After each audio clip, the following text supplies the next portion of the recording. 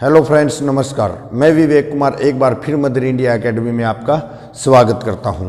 आज हम बहमनी साम्राज्य के बारे में जानकारी प्राप्त करेंगे, जिसकी नींव 1347 में हसन गंगू, जफर खां या फिर बहमन शाह ने रखी थी। मोहम्मद बिन तुगलक के समय में 1347 में बहमनी साम्राज्य का मतलब क्या होता है, उदय होता है भाई। ठीक है, ये कृष्णा नदी के किनारे था भाई। कहाँ पे था? कृष्णा नदी के किनारे था। और यहाँ पर दो आब क्षेत्र था। क्या था? दो आब क्षेत्र, जिसकी वजह से बहमनी और विजयनगर साम्राज्य के बीच में आपस में क्या होता था, युद्ध होता रहता था। और इन्होंने है ना गुलबर्ग को अपनी राजधानी बना रखा था। किसको? गुलबर्ग को। तो सबसे पहले हम बात करते हैं अलाउद्दीन बहमन शाह, जिनका समय 1347 से 1358 तक रहता है भाई। ठीक है, एक तो इसने जजिया कर जो था वो माफ कर दिया भाई। ठीक है, जजिया कर लेना बंद कर दिया और अपनी सेना के अंदर है ना 45 जागीरें बांटी थी भाई। इसने क्या 45 जागीरें अपनी सेना को दे दी थी भाई। ठीक है, और राजधानी जो थी ना इसको 4 पार्ट्स में डिवाइड कर रखा था भाई।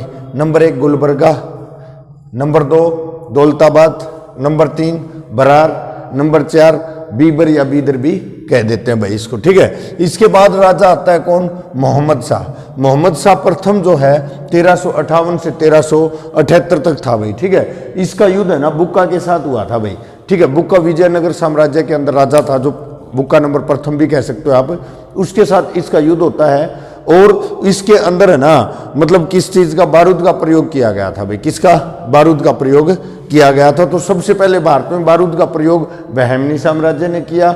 सबसे पहले जो तोप रखने वाला राजा कृष्णदेव राय था, और युद्धों में मतलब प्रयोग करने वाला, जैसे तोपों का प्रयोग करने वाला राजा कौन था? बाबर था भाई। ठीक है, इस बात को आपको ध्यान रखना भाई। इसके बाद मोहम्मद शाह द्वितीय 1378 से 1397 तक शांति प्रिय राजा था।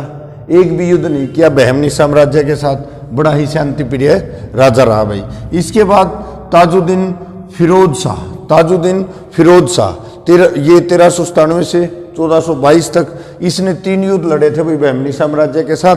2 बार तो जीत गया था और 1 बार हार गया था भाई। ठीक है, और भीमा नदी के किनारे इसने फिरोजाबाद एक शहर बसाया था भाई। ये दक्षिण भारत की बात करें हैं। यदि उत्तर भारत की बात करो तो फिरोज शाह तुगलक ने भी मतलब एक फिरोजाबाद मतलब शहर बसाया था भाई। ठीक है, इसके बाद ये है हमारा शिहाबुद्दीन अहमद शाह। शिहाबुद्दीन अहमद शाह, एक तो इसको संत अहमद शाह के नाम से भी जानते थे।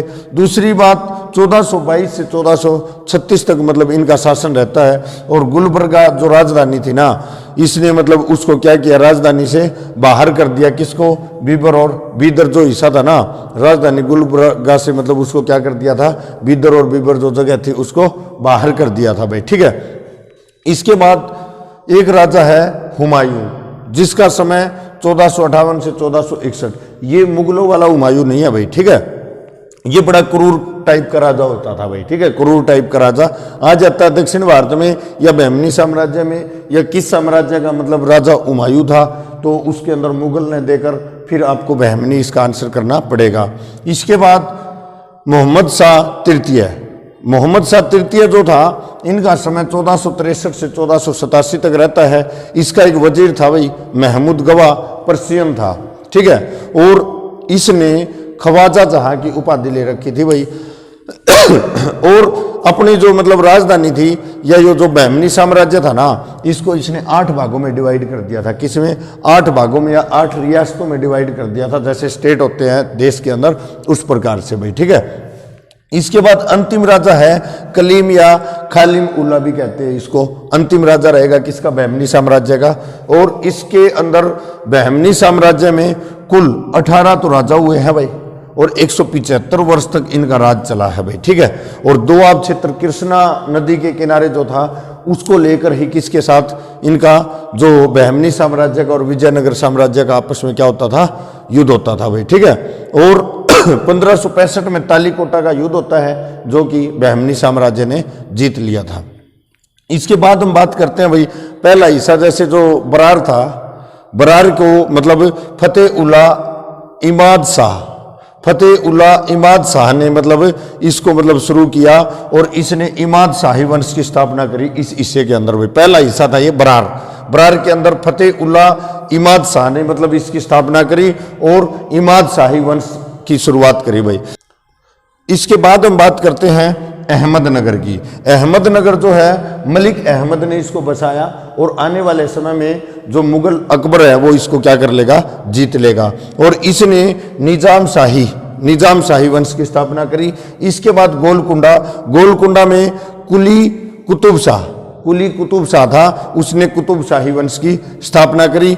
फिर बीदर में कौन था भाई, अमीर अली था। कौन था, अमीर अली बरीद, और इसने बरीद शाही की मतलब क्या करी, शुरुआत करी भाई, ठीक है। इसके बाद हम बात करते हैं बरार ने 1574 में अहमदनगर को अपने अंदर मिला लिया और 1619 में बीजापुर ने बीदर को अपने अंदर मिला लिया। रियासतें थी अलग अलग, उनको इकट्ठा बना लिया। और फिर कौन रह जाती है अलग से, अहमदनगर, गोलकुंडा और बीजापुर रह जाती है। और बाद में आने वाले समय में है ना अकबर और शाहजहां क्या करेगा, इसको अपने शासन में अपने साम्राज्य के अंदर मिला लेते हैं। तो इस प्रकार से हमारा बहमनी साम्राज्य है और विजयनगर जो साम्राज्य है वो समाप्त होते हैं। आज के लिए इतना ही स्टूडेंट्स, थैंक यू, जय हिंद, जय भारत।